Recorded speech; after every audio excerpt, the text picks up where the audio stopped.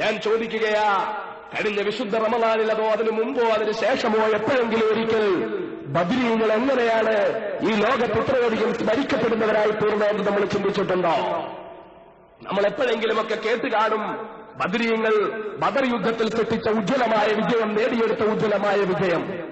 16 ദിവസം തുടർച്ചയായിട്ട് നോമ്പ് പിടിച്ച് ക്ഷീണിച്ചവർ 16 ദിവസം തുടർച്ചയായി നോമ്പ് പിടിച്ചു എന്ന് പറയുമ്പോൾ ആ വർഷത്തിലാണ് അല്ലാഹു സുബ്ഹാനഹു വ തആല ആദ്യമായിട്ട് വിശുദ്ധ റമളാനിൽ നോമ്പ് നിർബന്ധമാക്കിയത്.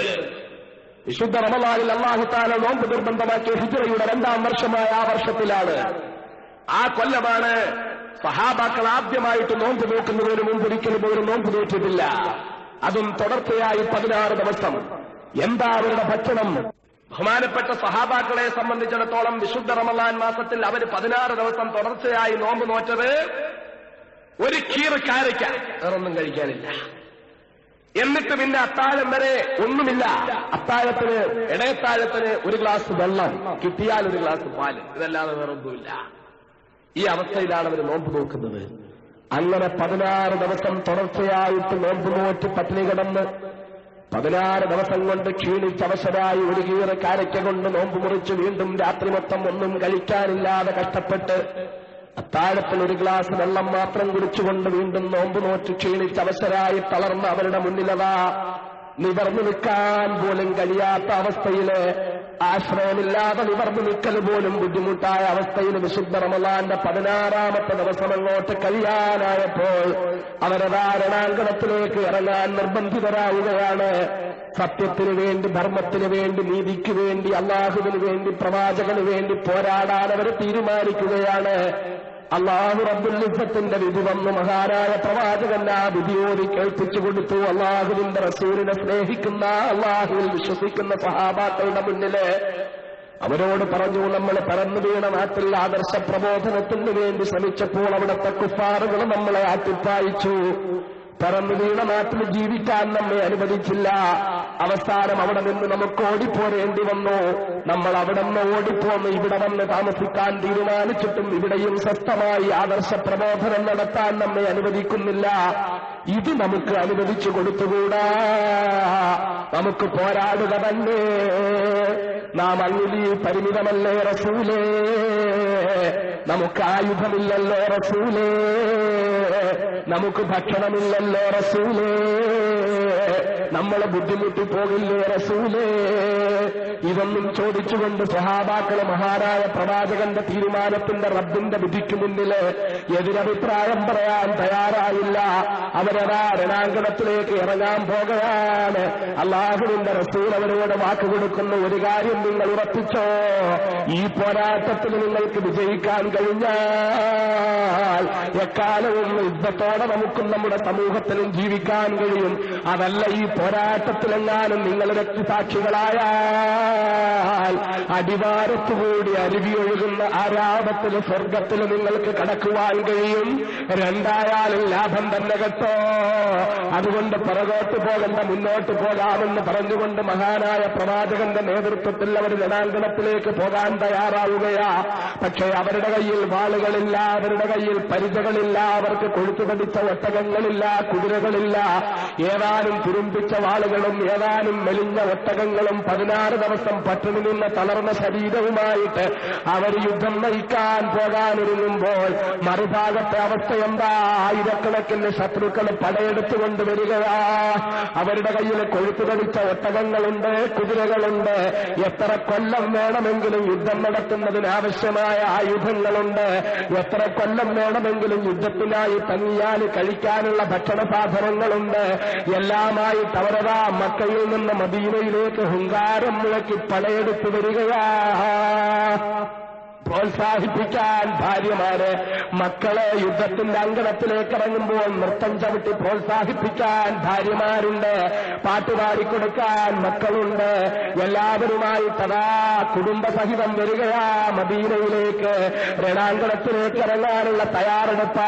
ആയിരക്കണക്കിന് ശത്രുക്കൾ ഇങ്ങനെ നിരന്നു കഴിഞ്ഞപ്പോൾ മദീനയിലെ ചുട്ടുപഴുത്ത മണലാരണ്യത്തിൽ ഈ ശത്രുക്കളെല്ലാം അവരുടെ ആയുധങ്ങളും വാഹനങ്ങളുമായി തയ്യാറായപ്പോൾ അപ്പുറത്തു നിന്ന് 313 വേച്ചു വരുന്ന പേക്കോലങ്ങളെ കണ്ടുകൊണ്ട് കുഫാറുകളുടെ നേതാക്കൾ പരിഹാസത്തോടെ ചോദിച്ചു, ഇവറ്റകളോട് മല്ലടിക്കാനാണോ ഞങ്ങൾ ഇത്രയും ആളുകൾ അവിടെ നിന്ന് പടയെടുത്ത് ബുദ്ധിമുട്ടി ഇവിടം വരെ വന്നത്?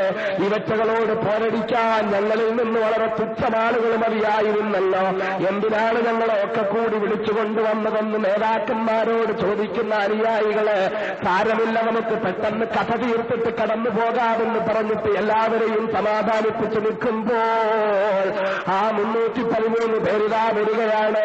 കടലിൽ കായം കലക്കിയതുപോലെ ഈ വലിയ ജനസഞ്ചയത്തിന്റെ ആയുധക്കൂട്ടങ്ങളുമായി നിൽക്കുന്നവരുടെ മുന്നിലേക്ക് ഈ 313 ദുർബലരെന്ന് കാഴ്ചയിൽ തോന്നുന്നവർ നോമ്പ് നോറ്റ് ക്ഷീണിച്ച് വേച്ച് കടന്നു വരുമ്പോൾ ഇപ്പൊ തന്നെ കഥ കഴിയുമെന്ന് കരുതിക്കൊണ്ട് വാളിന്റെ വായ്ത്തലയുടെ മൂർച്ച പരിശോധിച്ചുകൊണ്ട് രണാങ്കണത്തിൽ നിന്ന് പുഞ്ചിരിയുമായി പരിഹാസച്ചിരിയുമായി യുദ്ധത്തമ്മി നേരിടാൻ തയ്യാറായ ശത്രുക്കളുടെ മുന്നില് ആ 313 പേരടുത്തെത്തുന്നു. വാളുകൾ ഉയരുന്നു, കുതിരകൾ ചലിക്കുന്നു, അന്തരീക്ഷത്തിലൂടെ പൊടിപടലങ്ങൾ പാറുന്നു. അതാ 313 പേരുടെ വായിൽ നിന്ന് പുറത്തേക്കൊരു മുദ്രാവാക്യം വരുന്നു, ഹസ്ബുനല്ലാഹു വനിഅമൽ വകീൽ നിഅമൽ മൗലാ വനിഅമൻ നസീർ. വാളുകൾ ഞങ്ങൾക്ക് വേണ്ടടോ, ഒട്ടകങ്ങൾ ഞങ്ങൾക്ക് വേണ്ടടോ, പരിചകൾ ഞങ്ങൾക്ക് വേണ്ടടോ, കുതിരകൾ ഞങ്ങൾക്ക് വേണ്ടടോ. ഹസ്ബുനല്ലാഹ്, ആകാശഭൂമികളുടെ സംവിധായകനായ അല്ലാഹു ഞങ്ങൾക്ക് മതിയടോ, അല്ലാഹു ഞങ്ങൾക്ക് മതിയടോ, അല്ലാഹു ഞങ്ങൾക്ക് മതിയടോ. ആ റബ്ബിനെ മാത്രം മുൻനിർത്തിക്കൊണ്ടാണ് ഞങ്ങളുടെ ഈ പോരാട്ടം. ഞങ്ങൾ വാളുകളിൽ ബലമർപ്പിക്കുന്നില്ല, ഞങ്ങൾ പരിചകളിൽ വിശ്വാസമർപ്പിക്കുന്നില്ല, ഞങ്ങൾ ഒട്ടകങ്ങളിൽ പ്രതീക്ഷയർപ്പിക്കുന്നില്ല. ഞങ്ങളുടെ പ്രതീക്ഷ മൊത്തം പ്രാപഞ്ചിക രാഷ്ട്രങ്ങളുടെ താക്കോൽ സൂക്ഷിപ്പുകാരനായ മുത്തളി മുഹമ്മദ് മുസ്തഫ സല്ലല്ലാഹു അലൈഹി വസല്ലം തങ്ങൾ ഞങ്ങൾക്ക് പരിചയപ്പെടുത്തി തന്ന ആകാശഭൂമികളുടെ സംവിധായകരിലാണ് ഞങ്ങളുടെ പ്രതീക്ഷ മൊത്തവും.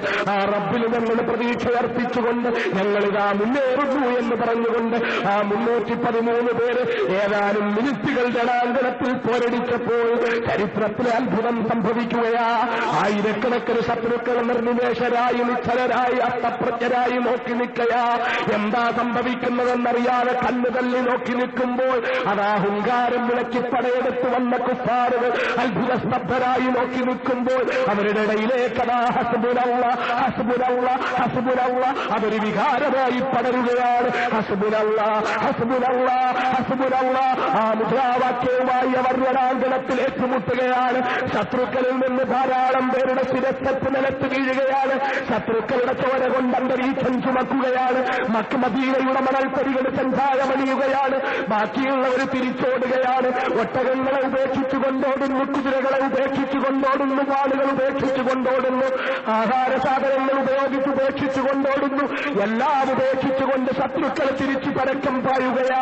313 പേര് ആയുധങ്ങളോട് പടവെട്ടി, ആയുധങ്ങളില്ലാതെ പടവെട്ടി, ആരോഗ്യമില്ലാതെ പടവെട്ടി, പരിചകളും വാളുകളുമില്ലാതെ, ഒട്ടകങ്ങളില്ലാതെ, കുതിരകളില്ലാതെ പടവെട്ടി ആ 313 പേര് ഉജ്ജ്വലമായ വിജയം ധരിക്കുകയാ. എങ്ങനെയാ ഇത് കഴിഞ്ഞത്? മഹാനായ റസൂലുള്ളാഹി എന്ത് രസം സലാത്ത് കേട്ടിട്ട്. എനിക്കൊരു 4 മണിക്കൂർ അങ്ങ് വാങ്ങു പറയാൻ തോന്നുന്നു സലാത്തിന്റെ ശക്തി കേട്ടിട്ട്. നാണമില്ലേ മക്കളെ? അള്ളാഹിന്റെ റസൂലിന്റെ പേര് കേട്ടിട്ട് എന്താ, ഞാൻ നരസിംഹറാവുവിന്റെ പേരാ പറയുന്നത്. മഹാനായ മുഹമ്മദ് മുസ്തഫ. ഇപ്പൊ ഞാൻ നേരത്തെ പറഞ്ഞ പോലെ കടലിൽ കായം കലക്കിയതുപോലായി. അത് പോരാ, നമ്മുടെ കൽബൊന്നും വരട്ടെ. എനിക്കറിയാം കുറച്ച് കസ്ബത്തുൽ കൽബുള്ളവരാണെന്ന് അർത്ഥം ഞാൻ പറയുന്നില്ല, അവർക്കൊക്കെ മനസ്സിലാവും. കുറച്ച് കട്ടിയുള്ളവരാണെന്ന് എനിക്കറിയാം, പക്ഷെ എന്നാലും ഒരുപാട് കട്ടിയാകരുത്. റസൂലുള്ളാഹിന്റെ പേര് കേട്ടാൽ എല്ലാ കട്ടിയും പോണ്ടേ മക്കളെ. മുഹമ്മദ് മുസ്തഫ, മുഹമ്മദ് മുസ്തഫ, മുഹമ്മദ് മുസ്തഫ, മൽഹറുൽ അസമായ മുഹമ്മദ് മുസ്തഫ, സ്വാദിഖുൽ മസ്ദൂഖായ മുഹമ്മദ് മുസ്തഫ, ഷഫീഉൽ മുദ്നിബീൻ മുഹമ്മദ് മുസ്തഫ, സല്ലല്ലാഹു അലൈഹി വസല്ലം. ആ മഹാനായ പ്രവാചകൻ മുഹമ്മദ് മുസ്തഫ സല്ലല്ലാഹു അലൈഹി വസല്ലം തങ്ങളുടെ നേതൃത്വത്തിൽ 313 സഹാബാക്കൾ ചരിത്രത്തിൽ നമുക്ക് രചിച്ചു വെച്ച അത്ഭുതം. അവർക്കതെങ്ങനെ കഴിഞ്ഞു? അതാണ് നമ്മൾ ചിന്തിക്കേണ്ടത്. ഈ 313 പേർക്ക് ആയിരക്കണക്കിന് ശത്രുക്കളോട് ഏതാനും മിനിറ്റുകൾ മല്ലടിച്ച് ചരിത്രത്തിലെ ഏറ്റവും വലിയ അത്ഭുതം, ആരോഗ്യം നഷ്ടപ്പെട്ടുകൊണ്ടിരുന്ന, ആയുധമില്ലാതിരുന്ന, മറ്റ് സംവിധാനങ്ങളില്ലാതിരുന്ന ഈ 313 പേർ എങ്ങനെയാ ആയുധങ്ങളുടെ മുന്നിൽ ഈ വിജയം വരിച്ചത്? നമ്മൾ പറയും, അല്ലാഹു അവന്റെ വിശുദ്ധ ഖുർആനിലൂടെ പറയുന്നു, ആകാശത്ത് നിന്ന് അല്ലാഹു അവന്റെ മലക്കുകളെ, മാലാഖമാരെ ഇറക്കിക്കൊടുത്തുകൊണ്ട് ബദ്രീങ്ങളെയും പ്രവാചകനെയും സഹായിച്ചു എന്ന് അല്ലാഹു അവന്റെ ഖുർആനിലൂടെ പറയുന്നു. അപ്പൊ മലക്കുകൾ ഇറങ്ങി സഹായിച്ചത് കൊണ്ടാണ് ബദ്രീങ്ങൾ രക്ഷപ്പെട്ടത്. ഇത് നമുക്കൊക്കെ അറിയാം. ബദ്രീങ്ങളെ അല്ലാഹു തആല സഹായിച്ചു. ആ 313 പേര് ആയിരങ്ങളുടെ ഇടയിലേക്ക് ചെന്ന് പെട്ടപ്പോൾ അവർക്ക് വെറും ഒരു മനുഷ്യന്റെ ശക്തി മാത്രമേ ഉണ്ടായിരുന്നുള്ളൂ എങ്കിൽ മിനിറ്റുകൾ കൊണ്ടവർ നിലം പരിശാക്കപ്പെടുമായിരുന്നു. എന്നാൽ അതല്ല സംഭവിച്ചത്. അല്ലാഹു ആകാശത്ത് നിന്ന് അത്ഭുതകരമായി മലക്കുകളെ ഇറക്കിക്കൊടുത്ത് പടച്ച തമ്പുരാൻ സഹായിച്ചു. ഈ മലക്കുകൾ, അല്ലാഹു തആല ആകാശത്തുനിന്ന് ഇറക്കിക്കൊടുത്ത ഈ മലക്കുകൾ എന്തുകൊണ്ടാണ് മക്കളെ ഭഗൽപൂരിൽ 4000 പേരെ ഒരൊറ്റ രാത്രിയിൽ കൊന്നൊടുക്കിയിട്ട് അല്ലാഹു എന്താ മലക്കുകളെ ഇറക്കാതിരുന്നത്? എന്താ ബോംബെയുടെ തെരുവോരങ്ങളിൽ ആയിരക്കണക്കിന് നിരപരാധികളെ പേപ്പറ്റുകളെ പോലെ കൊന്നൊടുക്കിയിട്ട് എന്താ ബോംബെയുടെ തെരുവോരങ്ങളിൽ അല്ലാഹു തആല മലക്കുകളെ ഇറക്കി മുസ്ലിങ്ങളെ സഹായിക്കാതിരുന്നത്? എന്തുകൊണ്ടാ സൂറത്തിന്റെയും മീറത്തിന്റെയും തെരുവോരങ്ങളില് അപ്പുറത്തുനിന്ന് പ്രസംഗം കേൾക്കുന്ന നിങ്ങളുടെ പെണ്ണന്മാരെയും ഭാര്യമാരെയും പോലെ എന്റെയും നിങ്ങളുടെയും സഹോദരിമാര് സൂറത്തിന്റെയും മീറത്തിന്റെയും തെരുവോരങ്ങളില് തലയിൽ തട്ടവിട്ടിരുന്ന, പർദ്ദയിട്ടിരുന്ന, മസ്തയിട്ടിരുന്ന ഉമ്മമാരെയും പെണ്ണന്മാരെയും പട്ടാപ്പകലും നടുറോഡിലേക്ക് ക്രൂരമായി ബലാത്സംഗം ചെയ്ത് ആ രംഗം വീഡിയോ ക്യാമറകളിൽ പകർത്തിയെടുത്തിട്ട് എന്തുകൊണ്ടാണ് അവിടെ അല്ലാഹുവിന്റെ മലക്കുകളെ ഇറക്കി മുസ്ലിങ്ങളെ സഹായിക്കാതിരുന്നത്? എന്തുകൊണ്ടാണ് കോയമ്പത്തൂരിന്റെ തെരുവോരങ്ങളിൽ ഒരൊറ്റ രാത്രി കൊണ്ട് 30-ലധികം പള്ളികൾ തകർത്ത് തരിപ്പണമാക്കപ്പെട്ടിട്ട് ധാരാളം പേര് കൊലപ്പെടുത്തപ്പെട്ടിട്ട് 2000 കോടി രൂപയുടെ സ്വത്തുക്കൾ നശിപ്പിക്കപ്പെട്ടിട്ട് എന്താ കോയമ്പത്തൂരിൽ അല്ലാഹു തആല അവന്റെ മലക്കുകളെ ഇറക്കി മുസ്ലിങ്ങളെ സഹായിക്കാതിരുന്നത്? എന്തുകൊണ്ടാ? നമ്മൾ ഗൗരവപൂർവ്വം ചിന്തിക്കണം. ഇപ്പം മലക്കുകളില്ലേ അല്ലാഹ്? ഇല്ലേ? അങ്ങനെ തോന്നുന്നുണ്ടോ? ഉണ്ട്. മലക്കുകൾ ഇപ്പോഴും ഉണ്ട്. അള്ളാഹുവിന്റെ ശക്തിക്ക് ഒരിക്കലും ഒരു കുറവും വരുകയില്ല. മലക്കുകളുടെ മേൽ അള്ളാഹുവിനുള്ള നിയന്ത്രണത്തിന് ഒരു കുറവും വരില്ല. മലക്കുകളിൽ ആരും പണിമുടക്കിൽ ഏർപ്പെടാറുമില്ല. പിന്നെന്താ പടച്ചവൻ മലക്കുകളെ ഇങ്ങോട്ട് വിട്ട് ഈ മുസ്ലിങ്ങളെ അങ്ങ് സഹായിച്ചുകൂടായിരുന്നോ? എന്താ കാര്യം? പരിശുദ്ധ ഖുർആൻ നമുക്ക് ഉറപ്പു തരുന്നു, നിങ്ങൾ നിന്നിതരാവില്ല, നിങ്ങൾ ദുഃഖിക്കേണ്ട, അന്തുമില്ല അനൗവൻ, നിങ്ങൾ പരമോന്നതന്മാരാണ്, നിങ്ങൾക്കൊരു കുഴപ്പവും പറ്റില്ല. എന്നിട്ട് എന്തേ അല്ലാഹു തആല ഉന്നതന്മാരെന്ന് വിശേഷിപ്പിക്കപ്പെട്ട നമുക്ക് എന്തുകൊണ്ട് മലക്കുകളുടെ സഹായം കിട്ടുന്നില്ല? എന്തുകൊണ്ട് അല്ലാഹുവിന്റെ മലക്കുകളെ വിട്ട് നമ്മളെ സഹായിക്കുന്നില്ല? മഹാനായ വിശ്വവിമോചകൻ മുഹമ്മദ് മുസ്തഫ സല്ലല്ലാഹു അലൈഹി വസല്ലം തങ്ങൾ മുഅ്മിനീങ്ങൾക്ക് ഉന്നതമായ പദവികളും വിജയങ്ങളും വാഗ്ദാനം ചെയ്തിട്ട് എന്തുകൊണ്ടാണ് ഇന്ത്യയിലെ മുസ്ലിങ്ങൾക്കും ചെച്ചനിയിലെ മുസ്ലിങ്ങൾക്കും ഫലസ്തീനിലെ മുസ്ലിങ്ങൾക്കും അഫ്ഗാനിസ്ഥാനിലെ മുസ്ലിങ്ങൾക്കും ബോസ്നിയയിലെ മുസ്ലിങ്ങൾക്കും ഒന്നും അല്ലാഹു തആല അവന്റെ മലക്കുകളെ വിട്ടുള്ള സഹായം കൊടുക്കാതിരിക്കുന്നത്? എന്തുകൊണ്ടാ? നമ്മൾ മനസ്സിലാക്കേണ്ട ഒരു കാര്യമുണ്ട്. നമ്മൾ നിലവിൽ ഈ സഹായത്തെക്കുറിച്ച് പ്രസംഗിക്കുന്നതല്ലാതെ മലക്കുകളെ കൊണ്ട് അല്ലാഹു തആല ബദരീങ്ങൾക്ക് കൊടുത്ത സഹായത്തെക്കുറിച്ച് നമ്മൾ പ്രസംഗിക്കുകയും ലേഖനങ്ങൾ എഴുതുകയും അത് കേൾക്കുകയും അതിന്റെ പേരിൽ ആവേശം കൊള്ളുകയും ചെയ്യുന്നതല്ലാതെ നമ്മൾ ഒരിക്കലും മുഅ്മിനീങ്ങളാകാൻ ശ്രമിക്കുന്നില്ല. വളരെ ഗൗരവമായ ഒരു കാര്യത്തിലേക്കാണ് ഞാൻ നിങ്ങളുടെ ശ്രദ്ധ തിരിക്കുന്നത്. നിലവിൽ നമ്മൾ മുഅ്മിനീങ്ങളാണോ? നമ്മൾ പറയുന്നു നമ്മൾ മുഅ്മിനാണ്. എന്താ കാര്യം? വാപ്പാടെ പേര് മുസ്ലിം പേരാണ്, ഉമ്മാടെ പേര് മുസ്ലിം പേരാണ്, മഹലിന്റെ ഒരു മുസ്ലിം മഹലിന്റെ കീഴിലെ അംഗമാണ്, എന്റെ പേരും കേട്ടാൽ ഒരു മുസ്ലിം പേരാണ്, പിന്നെ ഞാൻ മുഅ്മിനല്ലെങ്കിൽ വേറെ ആരാ മുഅ്മിൻ? അത് വെറും ധാരണ പിശകാണ്. നമ്മൾ മുഅ്മിനായിട്ടുണ്ടോ എന്ന് നമ്മൾ ഗൗരവപൂർവ്വം ചിന്തിക്കണം. നമ്മൾ മുഅ്മിനായിട്ടുണ്ടോ? നമ്മൾ അല്ലാഹു റബ്ബുൽ ഇസ്സത്തിൽ അടിയുറച്ച് വിശ്വസിക്കുന്നുണ്ടോ? നമുക്ക് അല്ലാഹു റബ്ബുൽ ഇസ്സത്തിനെ കുറിച്ചുള്ള ചിന്തയുണ്ടോ? നമ്മൾ മുഅ്മിനാന്ന് പറഞ്ഞാൽ അതിന്റെ അർത്ഥം എന്താ? അള്ളാഹുവിനെ കൊണ്ട് അടിയുറച്ച് വിശ്വസിക്കുന്നവരാണെന്ന എന്ന് പറഞ്ഞാൽ അള്ളാഹുവുമായിട്ട് അഭേദ്യമായ ബന്ധമുള്ളവരാണെന്ന. ഇന്നത്തെ ദിവസം ഒരു 10 മിനിറ്റ് സമയം അല്ലാഹു റബ്ബുൽ ഇസ്സത്തിനെ കുറിച്ച് ചിന്തിച്ച എത്ര പേരെന്റെ മുമ്പിലുണ്ടാവും? വളരെ ഗൗരവത്തോടെ നിങ്ങളൊന്ന് ആലോചിക്കുവോ? നിങ്ങളുടെ മനസാക്ഷിയോട് നിങ്ങളൊന്ന് ചോദിക്കുവോ? ഇന്നത്തെ ദിവസം അല്ലാഹു റബ്ബുൽ ഇസ്സത്തിനെ കുറിച്ച് ചിന്തിച്ചവർ, നമുക്ക് കൈ തന്ന നമ്മുടെ പടച്ചവൻ, നമുക്ക് കാല് തന്ന നമ്മുടെ പടച്ചവൻ, നമ്മുടെ കണ്ണിന് കാഴ്ചശക്തി തന്ന നമ്മുടെ പടച്ചവൻ, നമ്മുടെ ചെവിക്ക് കേൾവി ശക്തി തന്ന നമ്മുടെ പടച്ചവൻ, നമുക്ക് ചിന്താശക്തി തന്ന നമ്മുടെ പടച്ചവൻ, നമുക്ക് കഴിക്കാൻ ഭക്ഷണം തന്ന നമ്മുടെ പടച്ചവൻ, നമ്മുടെ കൈയുടെ വില നമ്മൾ അറിയണമെങ്കിൽ മക്കളെ, ഈ കൈ കൊണ്ട് നമ്മൾ എന്തെല്ലാം ചെയ്യുന്നുണ്ട്? ഭാരമെടുക്കുന്നുണ്ട്, ഭാരം വെക്കുന്നുണ്ട്, വെള്ളം കോരുന്നുണ്ട്, വെള്ളം എടുക്കുന്നുണ്ട്, വെള്ളം ഒഴിക്കുന്നുണ്ട്, ഉപയോഗിക്കുന്നുണ്ട്, ഭക്ഷണം കഴിക്കാൻ വേണ്ടി എടുക്കുന്നു, ഉപയോഗിക്കുന്നുണ്ട്. കൈ ഒരുപാട് കാര്യങ്ങൾക്ക് വേണ്ടി, ശത്രുവിനെ തല്ലാൻ ഉപയോഗിക്കുന്ന കൈ, മിത്രത്തെ തഴുകാൻ ഉപയോഗിക്കുന്ന കൈ, എല്ലാ കാര്യത്തിനും നമ്മൾ നമ്മുടെ കൈകളെ ഉപയോഗിച്ചു കൊണ്ടിരിക്കുന്നു. പക്ഷേ ഈ കൈയുടെ വില നമ്മളൊന്ന് ചിന്തിച്ചിട്ടുണ്ടോ? ഈ കൈ ചലിപ്പിക്കാൻ നമ്മുടെ റബ്ബ് തന്ന കഴിവിനെ കുറിച്ച് നമ്മളൊന്ന് ചിന്തിച്ചിട്ടുണ്ടോ? കൈയില്ലാത്തവന്റെ മുന്നിലെത്തുമ്പോഴേ രണ്ട് കൈ ഉണ്ടായിട്ടും കൈ രണ്ടും തളർന്നു കിടക്കുന്നവൻ ഒരു ഗ്ലാസ് വെള്ളം കുടിക്കണമെങ്കിൽ ആരെങ്കിലും എടുത്ത് ചുണ്ടോടടുപ്പിച്ചു കൊടുത്താൽ മാത്രം കുടിക്കാൻ കഴിയുന്നവൻ, ഒന്നും മലമൂത്ര വിസർജനം നടത്തിയിട്ടൊന്ന് അല്പമൊന്ന് വൃത്തിയാക്കണമെങ്കിൽ അതിന് വേറൊരാളുടെ സഹായം ആവശ്യമുള്ളവൻ, രണ്ട് കൈയുണ്ടായിട്ടും ഒരു നുള്ള ഭക്ഷണം വാരി കഴിക്കാൻ കഴിയാത്തവൻ, അങ്ങനെ അല്ലാഹു തആല ഇടയ്ക്കിടയ്ക്ക് ഒരായിരങ്ങളുടെ ഇടയിൽ ഒരാളിനെ കൈ രണ്ടും ചലിപ്പിക്കാത്തവരായി സൃഷ്ടിച്ചിട്ടുണ്ട്.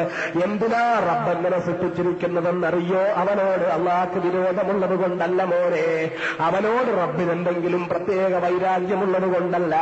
ആയിരങ്ങളുടെ ഇടയിൽ ഒരുത്തന്റെ കൈ തളർന്നവനായാൽ ഈ കൈ ഇങ്ങനെ സ്വച്ഛന്തം കൈ കൊണ്ട് പ്രവർത്തിപ്പിക്കുന്നവനുണ്ടല്ലോ, ഈ കൈ തളർന്നവനെ കാണുമ്പോൾ തന്റെ കൈ കൊണ്ട് തനിക്കുണ്ടായ നേട്ടത്തെക്കുറിച്ച്, കൈ തന്ന റബ്ബ് തനിക്ക് തന്ന കൈയുടെ വിലയെക്കുറിച്ച് ചിന്തിക്കാനാ.